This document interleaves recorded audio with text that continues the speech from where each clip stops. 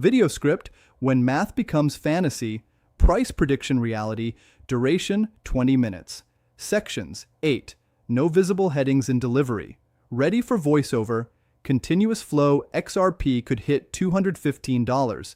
That's the prediction circulating right now. Not $10, not $50, $215.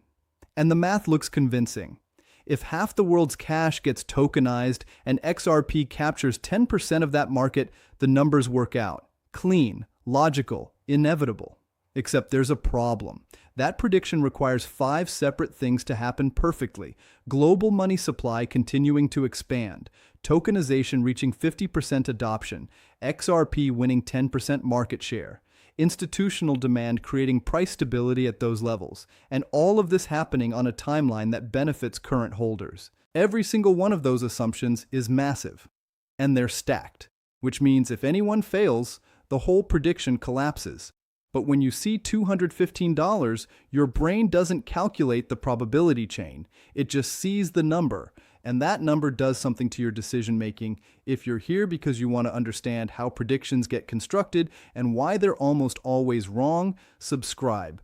Because what comes next is going to change how you evaluate every price target you ever see again. Let's break down the assumptions. Let's start with the foundation of this prediction. The global money supply. It's currently around $118 trillion. It's been growing at 7% annually for 25 years. Since COVID, 44 trillion was added. That's the fastest monetary expansion in history. Those numbers are real. The growth is documented, and the assumption is that this trend continues.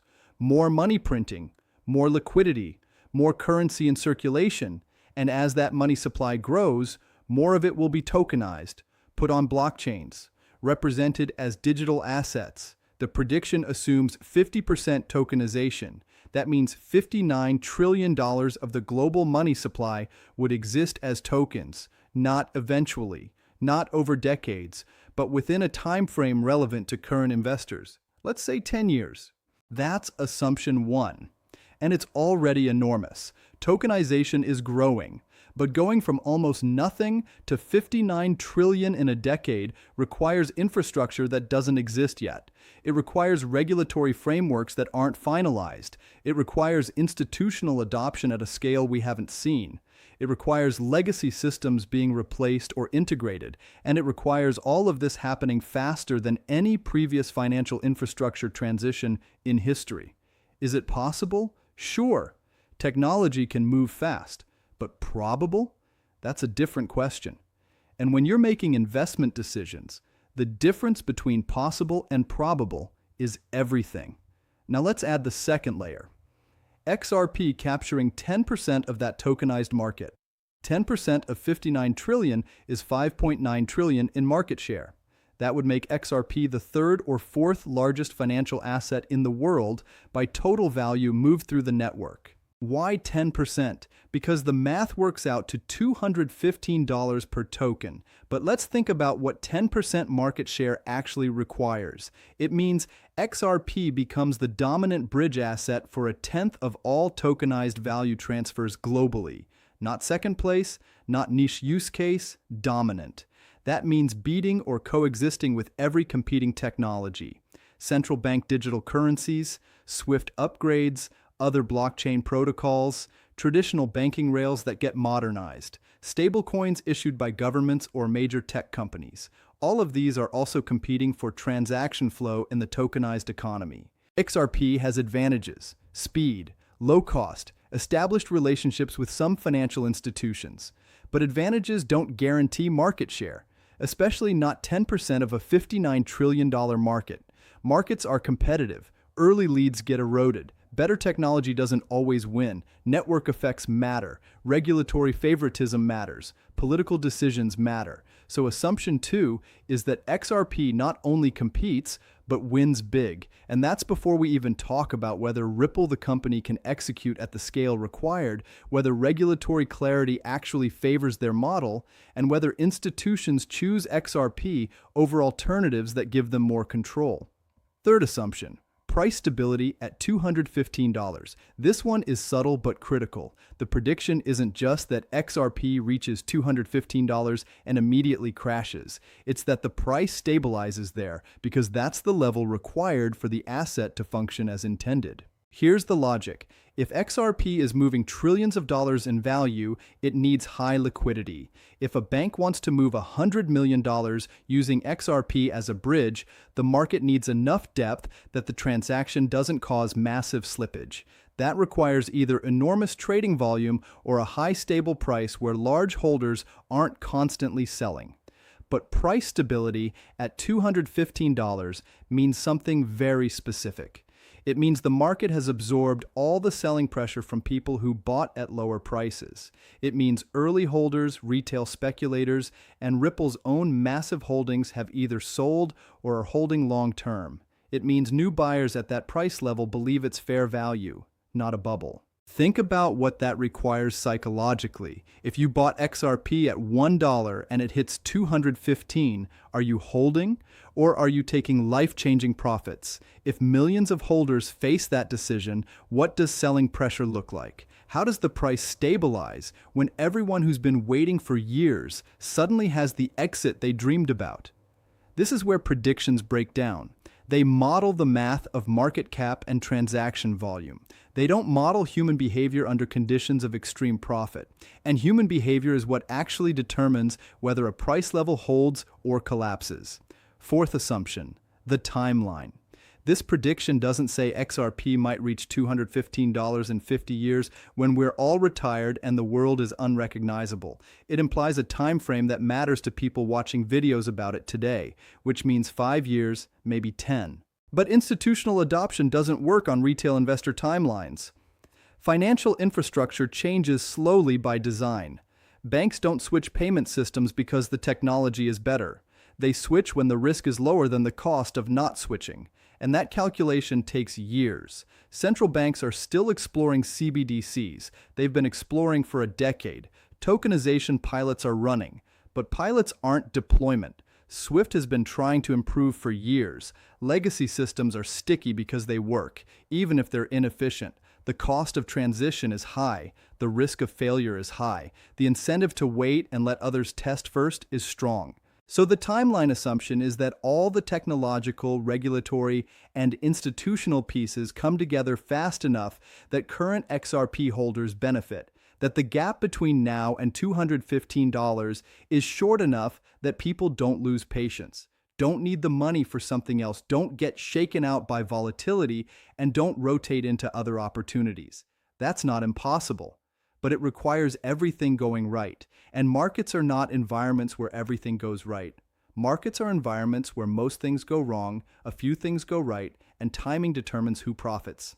Now let's zoom out and look at what these stacked assumptions actually represent. They represent a best-case scenario, not a likely scenario, not a median scenario, best case, where every variable breaks favorably, where competition doesn't disrupt, where regulation doesn't restrict, where technology doesn't fail, where adoption doesn't stall. Best-case scenarios are useful for understanding potential. They're not useful for making investment decisions, because investment decisions need to account for the range of outcomes, not just the top end. Here's an analogy. Imagine someone telling you that if you start a business, work 80 hours a week, make perfect decisions, hire the right people, avoid all major mistakes, and get lucky with timing, you could build a $100 million company in 5 years. All of those things are possible. People have done it. But that doesn't mean you should assume you will. Most businesses fail. Most that survive don't reach 100 million. And most founders who reach that level will tell you luck played a bigger role than they expected. Same principle applies here. XRP could reach $215. The math works if the assumptions hold, but the assumptions are best case, and best case almost never happens. Most of the time, some assumptions hold partially, others fail completely, and the outcome lands somewhere in the middle of the range. So a rational analysis doesn't ask, could XRP reach $215? It asks, what would need to happen for that outcome, and how likely is each step? Understanding the difference between what's mathematically possible and what's actually probable is the foundation of critical thinking, about financial claims. Most people conflate the two. They hear a prediction with math behind it and assume it's a forecast of what will happen, not just what could happen under perfect conditions. Here's the psychological trap these predictions create. Big numbers are sticky. Once you hear $215, your brain anchors on it. Even if you consciously know it's speculative, the number sits in your mind. It becomes the reference point, and that reference point affects how you perceive subsequent information. You start thinking, if it could hit $215, then $20 is nothing. $50 is still early.